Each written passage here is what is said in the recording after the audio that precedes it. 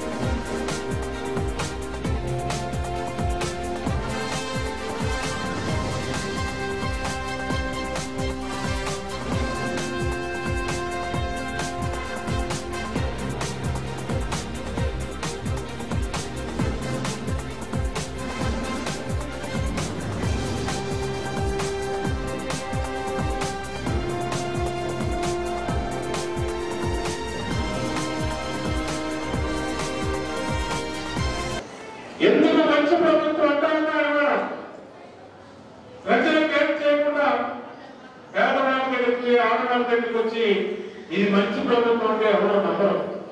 చేశాం కాబట్టి 100 రోజుల్లో ధైర్యంగా మళ్ళా మీ ముందుకు వచ్చి ఈ ప్రభుత్వం మీ ఎన్నుకున్న ప్రభుత్వం మీకోసం ఈ కార్యక్రమాలు చేస్తుందని సభలు పెట్టి ఇంటింటికి ఇది మంచిస్తే ప్రభుత్వాన్ని కాంప్లైంట్ ఇస్తున్నాం, స్టిక్కర్లు అన్న బ్యాంకులు పెట్టాం, పింఛన్లు పెంచాం, నిరుద్యోగంలో ఉన్నటువంటి యువతకి దాదాపు 15,000 మందికి డిఎస్సీ మెగా డిఎస్సీ ప్రకటించాం. అంతేకాకుండా 100 రోజులకి 100 మంచి పనులు చేస్తున్నటువంటి ప్రభుత్వం తెలుగుదేశం ప్రభుత్వం ఈ సందర్భంగా గుర్తు చేస్తా ఉన్నాం. ప్రజల పీకల మీద ఖర్చు పెట్టినటువంటి ల్యాండ్ టైటిల్ యాక్టులు రద్దు చేశాం. ఈ రాష్ట్రంలో మళ్ళా అభివృద్ధి పనులు సంక్షేమ పథకాలు వేగంగా ముందుకెళ్తున్నటువంటి సందర్భం ఇవాళ. అందుకోకుండా మొన్న 1వ తారీఖు మనకి ఎప్పుడు చూడనటువంటి కని విని ఎరుగనటువంటి విపత్తు వచ్చింది మనకి. మనం ఇక్కడ పుట్టాం, ఇక్కడ పెరిగాం, కానీ ఏ రోజు కూడా మన తల్లిదండ్రులు కూడా చూడాలి ఇంత పెద్ద వరద. బుడమేరు నీళ్లు సింగిల్ లోపలికి వస్తున్నాయని ఏ రోజు కూడా మనకు తెలియదు. 2004లో కొంచెం బుడమేరు వస్తే ఆ రోజు 2 అడుగులు 1 అడుగు వస్తే ఆ నీళ్ళలోనే పనిచేస్తున్నది, కానీ ఇలా 7 అడుగులు 8 అడుగులు వచ్చినటువంటి పరిస్థితి ఏ రోజు కూడా లేదు. విపరీతమైనటువంటి వర్షాలు ఎక్కువ ప్రాంతం ఖమ్మం, మదిర, పుంగేరు విపరీతమైన వర్షాలు పడి ఆ నీళ్ళకి బుడవేయకుండా కిందకి వెళ్ళాలి, కొల్లేరుకోండి.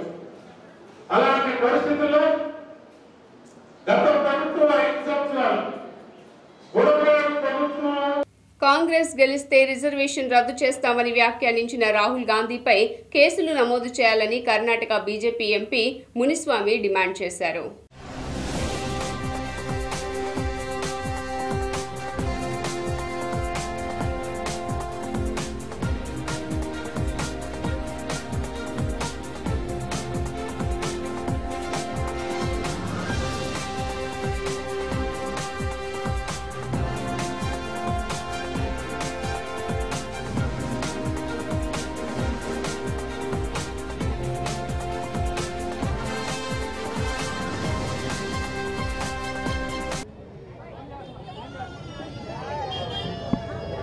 ఎస్సీ మోర్చా రాష్ట్ర అధ్యక్షుడైన దేవానంద్ గారి నేతృత్వంలో మన జిల్లా అధ్యక్షులైన అద్దూరి శ్రీరాము, మా మైనార్టీ మోర్చా అధ్యక్షులైన బాజీ సాబ్ జార్జ్ గారు, ఆమెకి శివనారాయణ, మా ఎస్సీ మోర్చా అన్ని డిస్టిక్ లీడర్స్, స్టేట్ లీడర్లు అంతా కలిసి మా అక్క చెల్లెలు, అన్నతమ్ములు, మా మీడియా బంధువులు అంతా కలిసి ఇప్పుడు ఏమి ధర్నా చేస్తూ ఉన్నాము. దీనికి వచ్చిన మా మీడియా బంధువులకి, అక్క చెల్లెలకి నేను స్వాగతం పలుకుతా.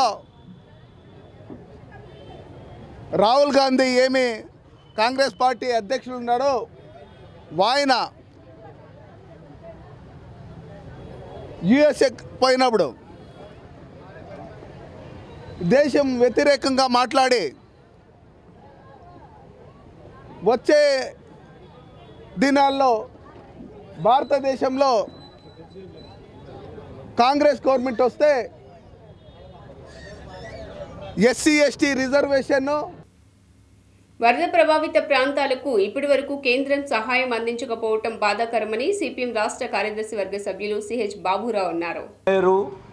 కృష్ణానది ఇతర వరదల వలన విజయవాడ నగరం, ఎన్టీఆర్ జిల్లా తీవ్రంగా దెబ్బతింది. రాష్ట్రంలోని ఇతర ప్రాంతాలు కూడా అటు వర్షాలు వరదల వలన నష్టపోయింది. ఇది కోలుకోలేని దెబ్బ. మరి ఇటువంటి పరిస్థితుల్లో లక్షల మంది ప్రజలు వీధిన పడ్డారు.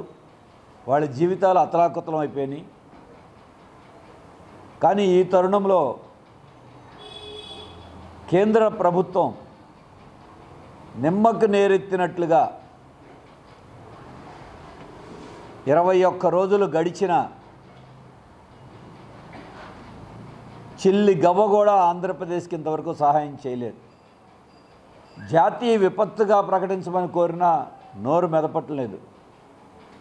బీజేపీకి సంబంధించిన ఆంధ్రప్రదేశ్కి సంబంధించిన కేంద్ర మంత్రి శ్రీనివాస్ వర్మ గారు వచ్చారు, వెళ్ళారు. బాధితుల ఫిర్యాదులు స్వీకరిస్తామన్నారు. గన్నవరం నియోజకవర్గ శాసనసభ్యులు యార్లగడ్డ వెంకట్రావు సంచలన వ్యాఖ్యలు చేశారు. వైఎస్ఆర్ కాంగ్రెస్ పార్టీ పెట్టిన తర్వాత ఏదో పార్టీ నుంచి వచ్చిన వాళ్ళే ఆ పార్టీలో చేరారు. కొత్తగా వచ్చిన వాళ్ళు కొంతమంది అయితే అది పీఆర్పీ నుంచో, కాంగ్రెస్ పార్టీ నుంచో, తెలుగుదేశం పార్టీ నుంచో వెళ్ళాళ్ళు. వసుదా తెలుగుదేశం పార్టీ కుటుంబానికి చెందిన నేను చండశాసన సినిమాలో ఎన్టీ రామారావుతో ఎడ్లు మాయే. అలాగే 1985లో విజయవాడలో మా పెద్దనాన్న ఎమ్మెల్యేగా పోటీ చేసిన పరిస్థితి, తెలుగుదేశం పార్టీ ఎమ్మెల్యేగా. అలాగే 2002లో కానీ 2007లో డాలస్లో చంద్రబాబు గారి టూర్లో ఒక కంపెనీ ఓనర్గా కానీ కడియాల వంశీ అని ఒక ఆయన విజయవాడ అయినా, ఈ ఇటీవల కాలం తానా మాజీ అధ్యక్షులు గొరిపాటి నాగకృష్ణ గారు నేనే ఆ రోజు ఎయిర్పోర్ట్లోనే చూసిన పరిస్థితి. కాలగమనంలో కొడాలి అనేవాడు మిత్రుడు అవడం వల్ల అతను ట్రాప్ వేసాడో ఏమేసాడో అతను అంతరాత్మకు తెలియాలి. నన్ను 2014లో నేను తెలుగుదేశం టికెట్ బెంగళూరు అడిగింది నిజం, ఆ రోజు రాని పరిస్థితి. తర్వాత నన్ను అమెరికా నుంచి పన్నెలూరు సీట్ ఇప్పిస్తామని తీసుకొచ్చి నన్ను వైసీపీలో చేర్చిన పరిస్థితి. ఆ తర్వాత 3 సార్లు నేను గన్నవరం సీట్ నిరాకరిస్తే నాకు ఎవరో తెలియదు ఎయిర్పోర్ట్ తప్ప అంటే నన్ను బతిమలాడి ఆ రోజు జగన్మోహన్ రెడ్డి పంపించిన పరిస్థితి. ఇవన్నీ మీకు తెలుసు. కానీ తర్వాత నేను రాజకీయాలు వద్దనుకుని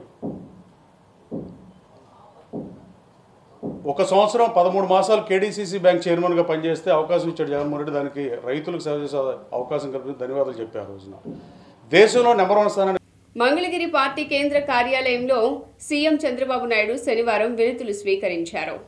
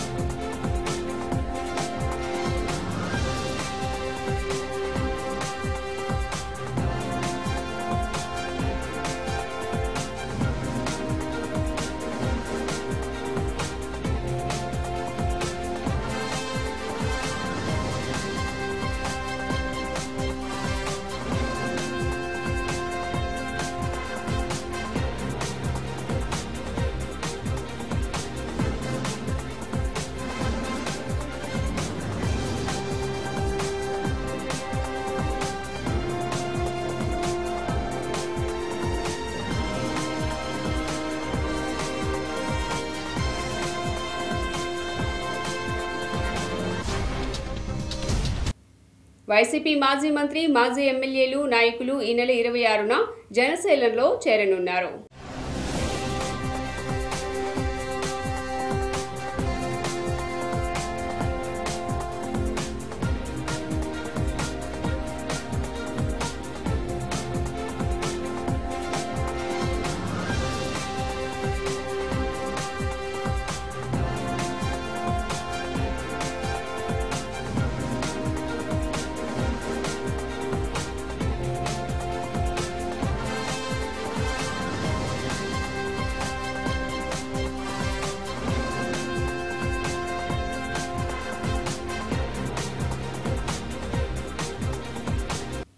అక్టోబర్ 4, 5, 6 తేదీల్లో విజయవాడ నగరంలో మెగా ఏపీ ఫుడ్ బిజినెస్ ఎక్స్పోను నిర్వహిస్తున్నామని క్రియేటివ్ ఈవెంట్స్ ఆర్గనైజేషన్ ప్రతినిధి రేణుకా తెలిపారు.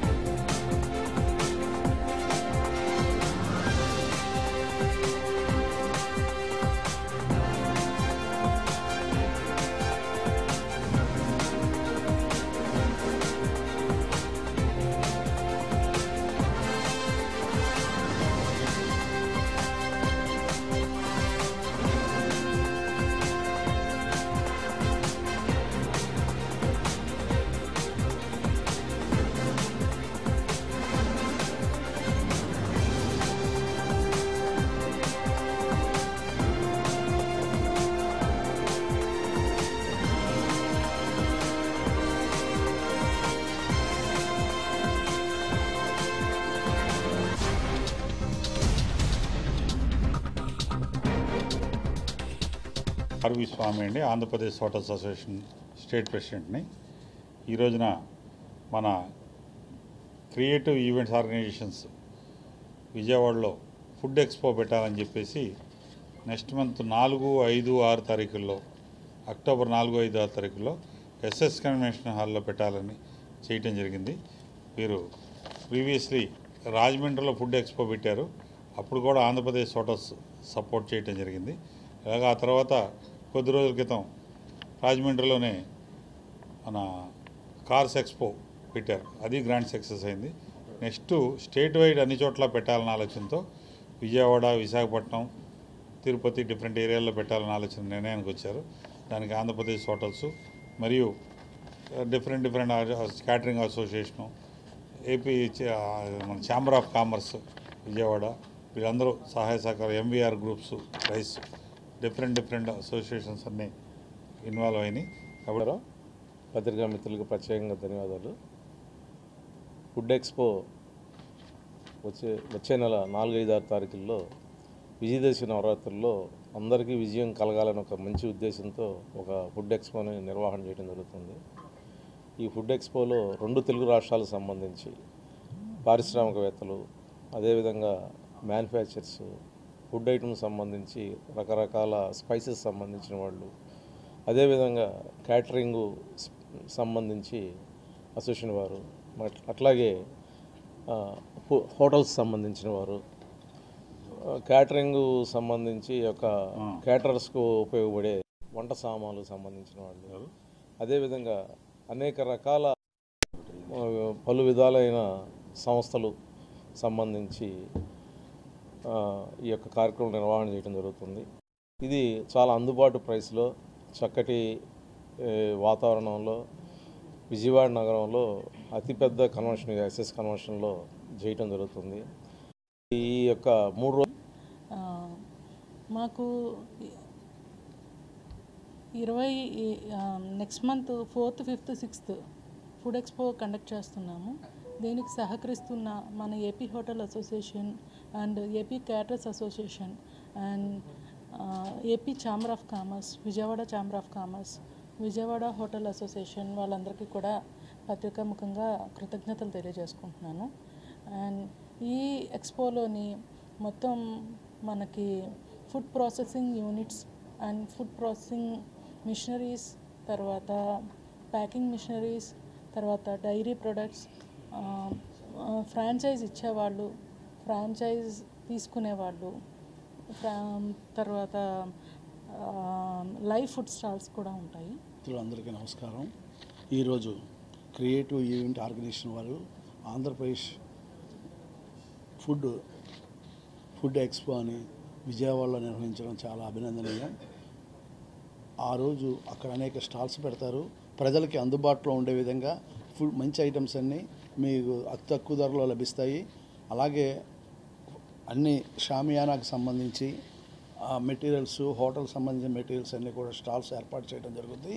దాంట్లో విజయవాడ నగర ప్రజలందరూ పాల్గొని వారు అందరూ పాల్గొవలసిందిగా కోరుచున్నాం. అలాగే వ్యాపార వర్గాలకు సంబంధించిన మిత్రులు కూడా పాల్గొంటే వాళ్ళకు కొన్ని వ్యాపారాలకు సంబంధించి కొన్ని డిస్ట్రిబ్యూషన్ ఐటమ్స్ కూడా అక్కడ పెడతారు. ఫ్రాంచైజ్ ఇచ్చే ఐటమ్స్ కూడా ఉంటాయి. అందుకని ఆ వ్యాపారస్తులు, విజయవాడ నగర ప్రజలు పాల్గొవాలని కోరుచున్నాను. నా పేరు వివి. నేను one of the team of creates event organisation. Actually October 4, 5, 6 తేదీల్లో మన విజయవాడ ఎస్ఎస్ కన్వెన్షన్లో ఒక మెగా, ఆంధ్రప్రదేశ్లో మొట్టమొదటిసారిగా ఒక మెగా ఈవెంట్ జరగబోతుంది, ఫుడ్ బిజినెస్ ఎక్స్పో. చాలా ఎక్స్పోస్ జరుగుంటాయి కానీ ఇట్లాంటి ఎక్స్పో అయితే మొట్టమొదటిసారిగా ఇక్కడ జరుగుతుంది. ఈ ఎక్స్పో దీనికి మెయిన్ ఎయిమ్ ఏంటంటే చాలామందికి ఫుడ్ బిజినెస్ చేయాలనుకున్న వాళ్ళు కానివ్వండి, ఫుడ్ ఫ్రాంచైజ్ కావాల్సిన వాళ్ళు కానివ్వండి, సరైన ఒక వేదిక ఇది. ఎవరికైనా సరే ఇక్కడికి విచ్చేస్తే ఏదైనా ఫుడ్ బిజినెస్ చేయాలని కానివ్వండి, కొత్తగా బిజినెస్ స్టార్ట్ చేయాలనుకున్న వాళ్ళకి ఇది ఒక మంచి ప్లాట్ఫామ్ అవుతుందని చెప్పేసి మేము ఇక్కడ చేయడం జరుగుతుంది. దీంట్లో దగ్గర 120 స్టాల్స్ వరకు దీనికి స్పేస్ ఇవ్వడం జరిగింది. దీనికి ఏంటంటే ఎక్స్పోలో హౌస్ పర్పస్ కోసం హోమ్ అప్లయన్సెస్, అలాగే ప్యాకింగ్ అండ్ సీలింగ్ మెషినరీస్ కానివ్వండి, అలాగే oils, masalas, dry fruits, sweets, bakery products, milk, frozen foods, ఇట్లాగా ఫుడ్కి సంబంధించిన మ్యానుఫ్యాక్చరింగ్ యూనిట్స్ కానివ్వండి, ఇట్లాగా రకరకాల ఫుడ్. రేపు 4, 5, 6 తారీఖుల్లో క్రియేటివ్స్ ఈవెంట్ ఆర్గనైజింగ్ వారు విజయవాడలో మెగా ఫుడ్ ఎక్స్పో క్రియేట్ చేయడం అయింది. దీనివల్ల ఇక్కడ చుట్టుపక్కల 5-6 జిల్లా ప్రజలు, వ్యాపారస్తులు అందరూ కూడా ఈ ఫుడ్ ఎక్స్పోని విజయవంతం చేసి ఇక్కడ త్రూఅవుట్ ఆల్ ఇండియా లెవెల్లో ఉన్న ఫుడ్ ఐటమ్స్ అన్నీ కూడా ఇక్కడ పార్టిసిపేట్ చేస్తారు. ఆ ఐటమ్స్ కూడా మనకి ఇక్కడ వాళ్ళకి తెలుస్తాయి ఏది ఐటమ్ అన్నది. అదే రకంగా ఈ ఫుడ్ తయారు చేసే మెటీరియల్ ఐటమ్స్ అంటే ఎక్విప్మెంట్స్ అవి కూడా వస్తాయి. ఇక్కడ లోకల్లో చిన్న చిన్న బళ్ళోళ్ళు అయితే ఎవరైతే కొన్ని తెలియ వాళ్ళకి ఏ ఐటమ్స్తో తీయాలి అన్నది అది కూడా చూసి అందులో ఐటమ్స్ కొనుక్కొని ఈ విజయవాడ ప్రజలందరికీ ఫుడ్ నాణ్యమైన ఫుడ్ని సప్లై చేస్తారని నేను కోరుకున్నాను. అదే రకంగా ఇప్పుడు ఇవాళ జనరేషన్ మారిపోయింది. ప్రతి ఊరు కూడా తెల్లారులు ఇస్తే ప్రతి ఫ్యామిలీలో కూడా చిన్న చిన్న ఫ్యామిలీలు అయిపోయింది అన్నమాట. మినిమం HDV న్యూస్ ఇంతటితో సమాప్తం. తిరిగి వార్తల్లో మళ్ళీ కలుద్దాం. అంతవరకు సెలవు. నమస్కారం.